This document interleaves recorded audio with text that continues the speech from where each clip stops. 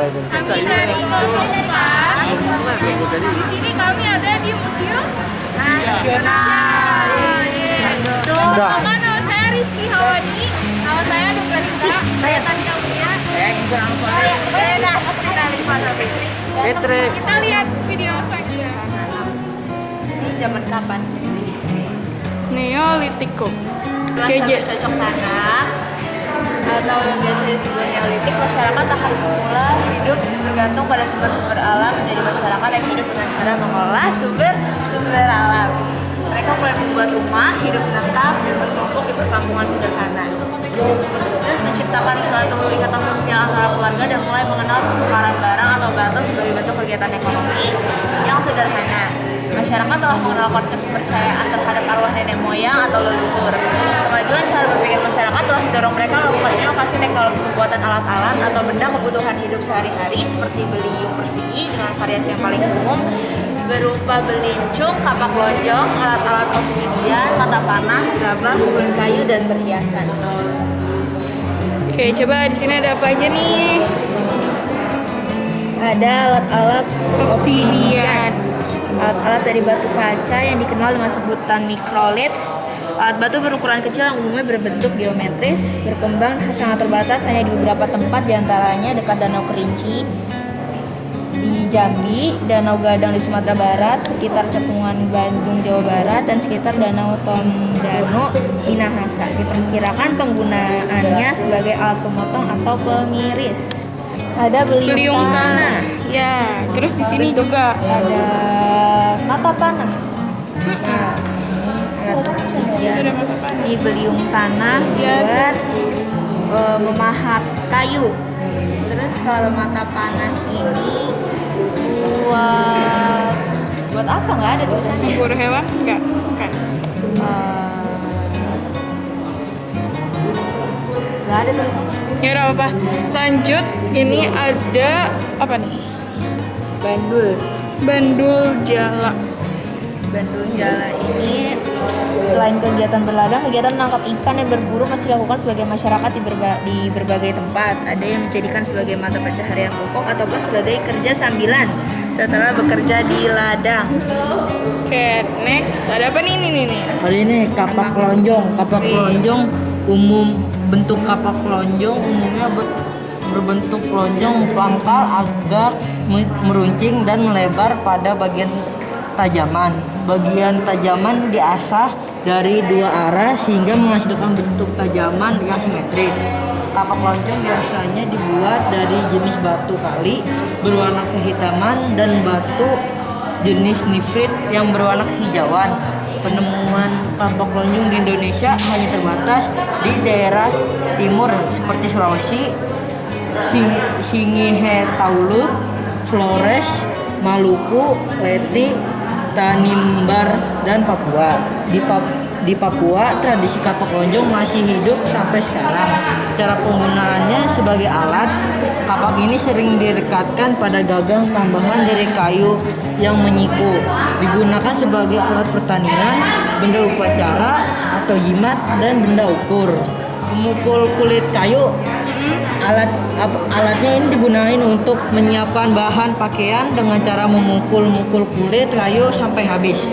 Oke, mantap. Terus ada apa lagi nih? Tuh. Oh, itu fragmen gerabah. Ya. Fragmen gerabah itu berbagai bentuk pola hias seperti geometri, titik garis, meander, jala, dan muka manusia. Terus umumnya menghiasi berbentuk gerabah dari akhir Neolitik atau masa logam. Awal penggunaannya bukan untuk peralatan sehari-hari, melainkan sebagai sarana upacara. Nah, next ada apa nih? Ini nih, beliung pacul. Beliung pacul persegi yang menyerupai mata pacul sehingga sering disebut beliung pacul. Kemungkinan pengguna alatnya sebagai alat pertanian. Nah, terus apa nih? Batu asah kemungkinan digunakan untuk mengasah alat-alat batu seperti beliung dan belincung ataupun perhiasan. Terakhir nih, enggak ada, masih ada lagi. Masih lagi gelang. Iya, Gelang pada masa bercocok tanam, perhiasan berupa gelang dari batu dan kerang kulit sudah dikenal masyarakat. Penemuan ada yang berupa gelang setengah jadi maupun gelang yang sudah jadi biasa sehingga gelang tersebut berkilap. Bahkan terkadang memperlihatkan tekstur batuannya di daerah Jawa Barat seperti Majalengka, Karangtunggal, Tasikmalaya, Banten, Bandung, dan masih banyak ditemukan gelang batu yang terbuat dari batu pilihan seperti agat, kalsedon, jastif berwarna putih, kuning, coklat, merah, dan hijau. Fungsi penggunaan sebagai perhiasan bekal, ukur, dan alat ukur. Oke, yang terakhir ini kendi. Salah satu kendi dengan pola hias berupa muka manusia yang agak digayakan. Udah ada. Oke.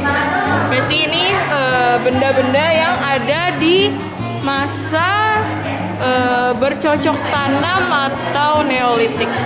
Nah, di sini ada masa perundangan paleomatalik. Masa logam atau masa perundingan paleomatalik adalah masa akhir prasejarah di Indonesia dan dikenal sebagai masa karung besi atau the Bronze Age dikarenakan artefak yang ditemukan berbahan perunggu dan besi. Di masa ini kehidupan masyarakat lebih mapan, menetap di perkampungan desa dan memiliki keterampilan kerja tertentu seperti dalam pembuatan rumah, perahu, benda-benda logam, mata pencaharian masyarakat, berternak, bertani, pedagang, dan bertenun.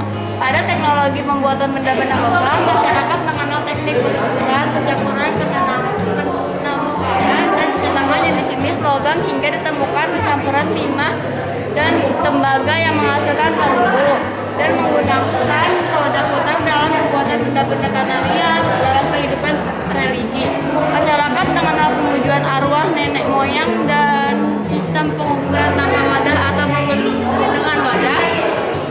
Artefak dari masa perundangan yang ditemukan di Indonesia berupa perunggu, papak perunggu, bejana perunggu, patok perunggu, benda-benda besi, gerabah, dan manik-manik. Dan Pertama ada apa nih? Terus fungsinya apa? Langsung aja namanya sama fungsinya aja. Moko fungsinya apa ya? Digunakan sebagai mas kawin, guys. Ini. Oh, digunakan sebagai mas kawin. Terus ada bejana. Bejana fungsinya untuk tempat ikan dan merupakan salah satu dari 2 bejana perunggu yang ditemukan di Indonesia. Oke, next ada apa? Di sini ada kapak Makassar. Memiliki rongga di bagian atasnya mirip rongga bejana. Kemungkinan rongga tersebut untuk memasukkan tangkai pada saat digunakan. Oke, terus di sini ada kapak perunggu, terus ada banyak jenisnya. Di sini juga ada bandul, ada miniatur moka, terus ada patung manusia. Terus di situ ada alat pertanian dan senjata. Kemudian ada bandul kalung, terus ada fragmen kalung. Sini ada cincin dan anting-anting, dan ada koi. Terus juga ada gelang perunggu. Jadi Tasya bakal jelasin nih, guys. Jadi saya akan menjelaskan tentang kapak perunggu. Fungsinya apa nih?